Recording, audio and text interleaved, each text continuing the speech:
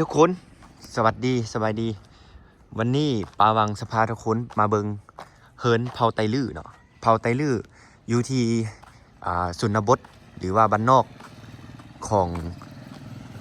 มณฑลยุนนานเนาะประเทศจีนอันนี้ถือว่าเป็นบ้านนอกแล้วนะทุกคนเนาะเดี๋ยวใช้เบิงหลังคาเบิงเฮิร์นอย่างเด้อเป็นบ้านแกงเนาะเขาเรียกว่าบ้านแกงอยู่ที่เมืองละมณฑลยุนนาน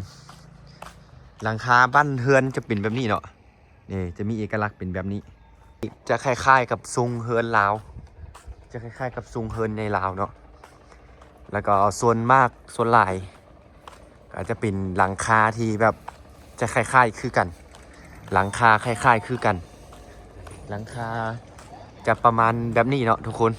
เนาะจะเป็นแบบนี้ทุกๆหลังเลยเนาะมีห้านขายเครื่องของซ้ำห้านเอียงงามเนาะทุกคนงามสวยงามพาทุกคนเบิงเนาะอันนี้เห็นบอโคตรงามเลยเนาะอันนี้จะเป็นมีความเป็นเอกลักษณ์บ้านไตลื้อ12 ปันนาเนาะทุกคนมันจะแบบเป็นการผสมผสานระหว่างวัฒนธรรมดั้งเดิมกับในยุคปัจจุบันทุกคนจะเฮ็ดออกมาแบบนี้สวยงามหลายเนาะสวยงามหลายนะเบื้องหลังคาบ้านนี่เนาะโคตรสวยเลยโคตรสวยจะคล้ายๆคือบ้านหลังนุ่นเนาะเห็นบ่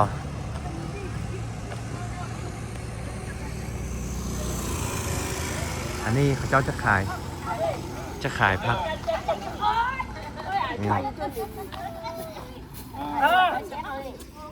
ตอนไหนนี่หาเย็นอันนี้ดูอันนี้นี่ช่องเย็นอันนี้เย็นนึงอันนี้ช่องเย็นนึงช่องเย็นอันนี้ตอนไหนเย็นนึงยันเดียวจำเลยไม่ได้ก็ยันเดียวจำอันนี้ก็เย็นนึงอ่ะอันนี้ก็ยันนึงอันนี้ก็ยันนึงอันนี้ก็เย็นนึงอ่ะ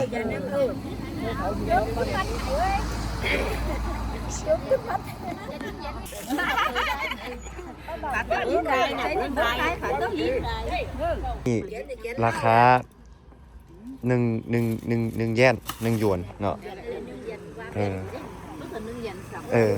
หนึ่งหยวนอัน1 เยนเม็ดเนาะ1 หยวนก็คือราคา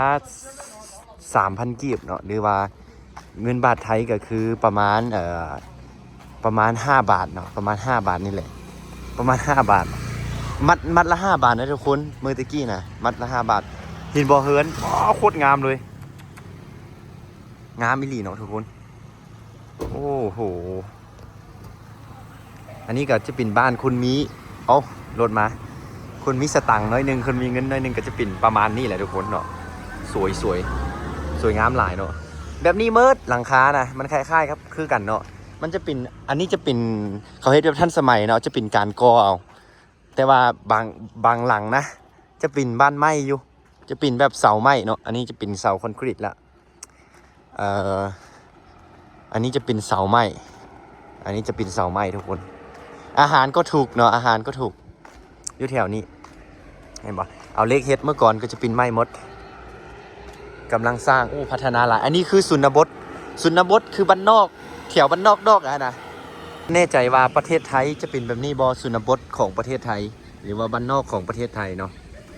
อันนี้คือบ้านนอกของ12 ปันนาหรือว่าสุนเผาไตลื้อเนาะก็ถือว่าโอ้โหส่วนมากอยู่นี่เขาจะกรีดยางเนาะกรีดยางแล้วก็ทำอันนี้เนาะทำมากอันนี้มากมังกรที่ลาวที่นี่เขาเอิ้นว่ามากมังกรเนาะบ่แน่ใจว่าอยู่ไทยเขาเอิ้นอย่างอยู่ลาวก็เอิ้นมากมังกรคือกันเนาะโอ้ยแต่ละหลังคาเฮือนโอ้โหบ้านใหญ่มากเลยบ้านใหญ่หลายเนาะทุกคนเว้าไทยเกี่ยมลาวไปเด้อเพราะว่ามี FC ไทยอยากเบิ่งเนาะโอ้น้ำหลายเนาะนี่สวนมังกรทุกคนเบิ่งสวนมังกร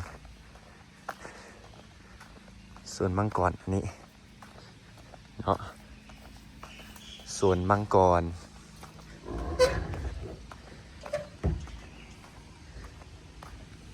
ใหญ่ เมื่อก่อนจะเป็นสวนยางหมด แต่ว่าตอนนี้เขา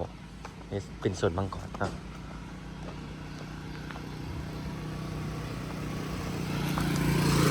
ประมาณนี้ทุกคนทางเข้าไปสวนยาง ปูคอนกรีตทางเข้าไปสวนยางเจ้าเอ้ย